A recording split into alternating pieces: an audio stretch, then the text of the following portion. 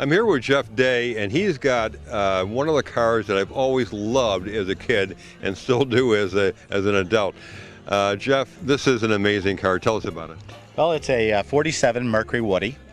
I bought it in Monterey, California about 6 years ago, and I've been through it. What I enjoy about it is I love the original Henry Ford wood. Even though it's a Mercury, the wood came from the northern forests in Michigan, and it's all rock maple. And most of the Woodies never survived. They ended up being re-woodied. And to find an original Woody, you have the patina in the color, you have the grain, you have the checking, but it's just, there's nothing like an original Woody. It's absolutely fantastic. I would call it mint. There's no question about it. And what makes this thing a little different? Because from a Ford, this is a Mercury. So what makes it different from a Ford? Well, the Ford and the Mercury would be identical from the windshield back. The Mercury is 5 1/4 inches longer in the hood and the front fenders. And it kind of just gives it the extended look and gives it a little more style, a little longer, and they get the trim on the fenders. This is one of about 3 Woodies I own. It's the newest Woody. Shortly after this Woody, they started making tin Woodies, where they made a tin car and then put a wooden panels on it. So there's not much after this. Even the 48 is the end of your real Woodies. Then you get into tin Woodies. So I'm not into the tin Woodies. I like the real wooden cars. And as you open the doors, they're all wood. So it's mainly a wooden construction sitting on a tin floor. But I'm a car guy. Recently I've sold a bunch of cars. I had 125. You had 125 cars? Yeah, I had 125 cars. Jeff, are you out of your mind? Way out, probably. I love that.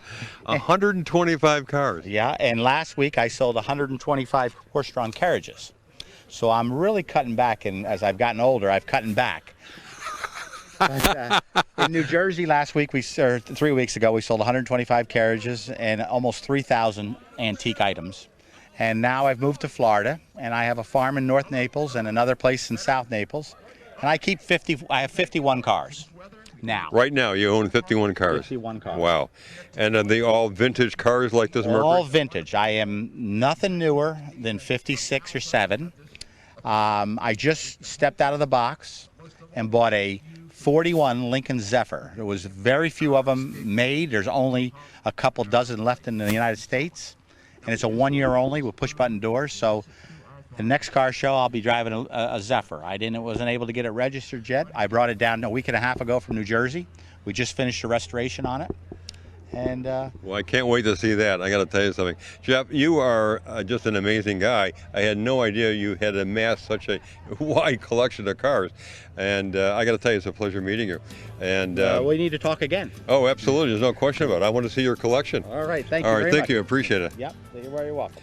You know, one of the things I like about the Cool Cruiser is this event right here, and it's the welcome back event for all the members. And one of the guys I'd like you to meet is Vic Pollard, and Vic has got a pretty amazing car. What is the car you got, Vic? It's a 1956 Studebaker Powerhawk. Now, he's got a very interesting story. When did you actually acquire this car? I acquired it in 1975, so I've owned it for about 41 years, and I restored it about 30 years ago. Loved it ever since. And you traded it for what? Well, there was an ad in the paper. A guy had this Studebaker, and he wanted to trade for a truck, and so I had a 1969 GMC pickup truck, and we both agreed that we wanted each other's vehicle, and we just traded. So you used to be in the boat end of things, where your hobby was boats, and you got out of boats, and you're now into these wonderful cars.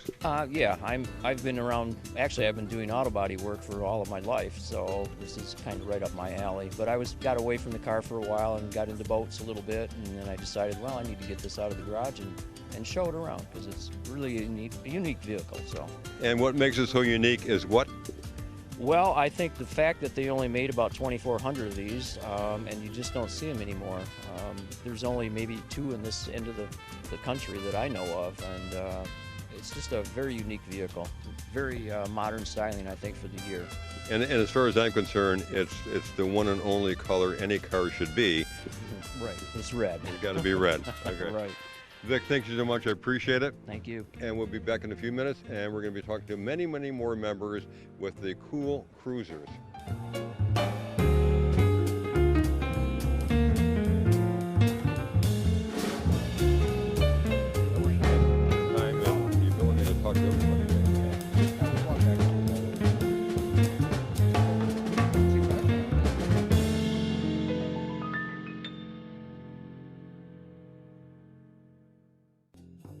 I'm here with Ed Chesney, and he is the proud owner of this amazing 1947 Lincoln Continental. Ed, how are you? Hey, if I got any better, I couldn't stand it, my friend. Tell me about this car, because I know it's unique, and I know it's absolutely just a classic car. Is it original in all regards? It was built exactly the way Henry Ford put it out. Wow. And it's got what kind of engine in it? It is a flathead V12, 12-cylinder. Wow, and that's very rare. Is it hard to tune a 12? No, well, I would say no harder than an 8-cylinder. It just you got more spark plugs to buy.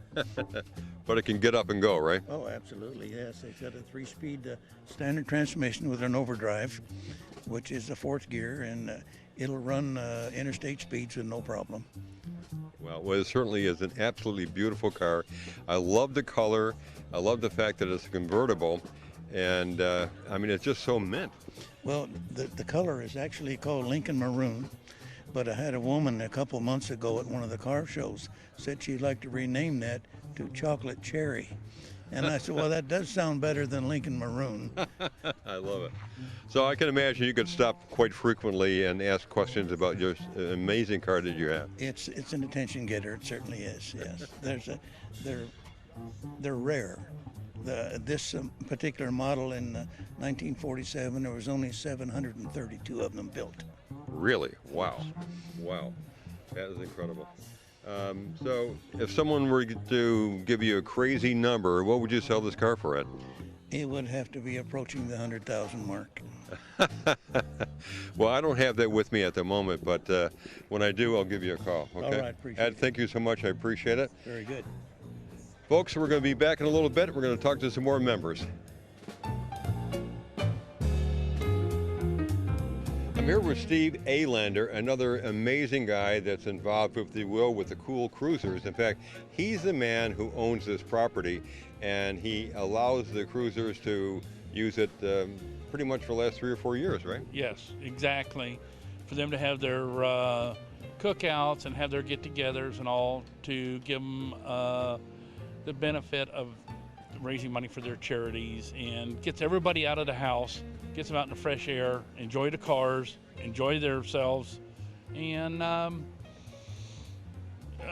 don't know what else I can explain to you. But you're a gearhead as well, right? Oh yes, and everybody here is a gearhead, and as everybody's getting up to the age where you're going to retire, you ought to think about building a hot rod or your street rod, or finding the car of your dream, and get involved with an organization like the Cool Cruisers.